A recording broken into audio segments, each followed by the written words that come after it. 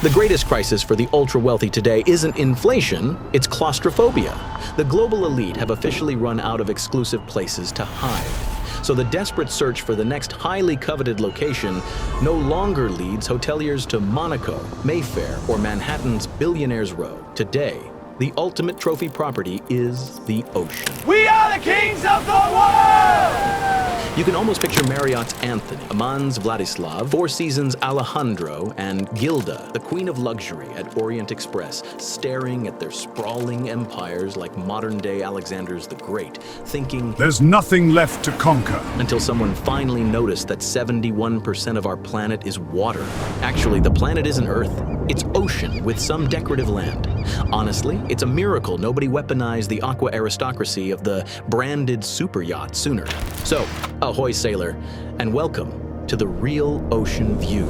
What do you think? Is this maritime arms race a confident gold rush or a desperate apnea-free dive into the abyss, just hoping their brands survive the resurfacing? Let me know in the comments, and don't forget to follow. In the 1900s, ships were geopolitical weapons. In 2026, they're branding statements. The battlefield has shifted from geography to philosophy. The question is the destination the location or the yacht itself? And are they expanding or are they fleeing? In the next 2 minutes, we're exposing the scandalous reality of a billion-dollar mega yacht that still nickel and dimes you for a Negroni. We'll ask if these vessels are secretly just soulless floating luxury malls serving nautical narcissism, and whether Aman's legendary promise of silence will actually survive 30 knots of wind. Asking if Aman can metaphorically walk on water. Ritz-Carlton fired the first shot in this new empire, dropping a literal fleet into the water with original war hulls on the walls. Their upcoming vessel, Luminera, is a massive 242 meters long and holds 228 suites. But this raises an insider whisper. With over 450 guests on board, at what point does a private oceanic oasis just become a glamorous, floating shopping mall? When is the winter sale? Four Seasons will conquer the 7 seas later this year with a $1.25 billion floating mansion. Fun fact, they spent an incredible $13 million on each of the 95 suites. The centerpiece is a 4-story glass-enclosed funnel suite that defies maritime engineering. But the juicy scandal, despite the astronomical ticket price, lunch and cocktails are supposedly not included. Imagine dropping 50 grand and getting a separate bill for dinner. If you prefer pure cinematic theater, look at the Orient Express Corinthian. It is the world's largest sailing yacht ever built, a pinnacle of craftsmanship, maritime innovation, and unparalleled elegance. Its 3 massive solid sails actually tilt to sneak under New York bridges, like a billionaire supervillain's getaway ship, a true testament to modern engineering and sustainability. It comes complete with a hidden speakeasy and menus curated by a 17 Michelin star chef.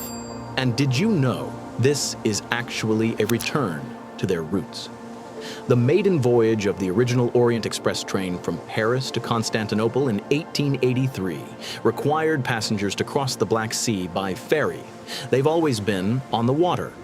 But the most anticipated launch this year has to be the Amangati. Bookings have just officially opened. But while Ritz-Carlton's newest flagship feels a bit like Tiffany's on 5th Avenue during the Christmas rush, Aman promises a private audience at Patek Philippe. While the others bet on volume, Aman knows true luxury is about dictating exactly who isn't on board.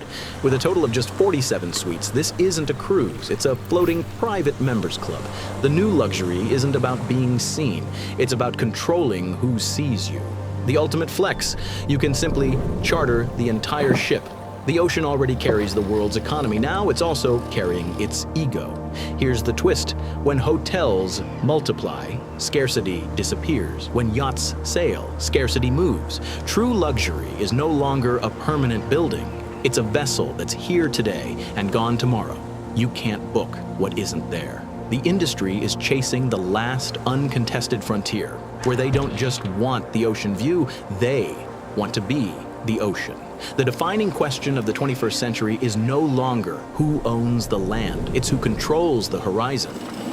So drop your anchor in the comments. Which ship are you boarding? Because if 71% of this planet is water, land was just the beginning. After all,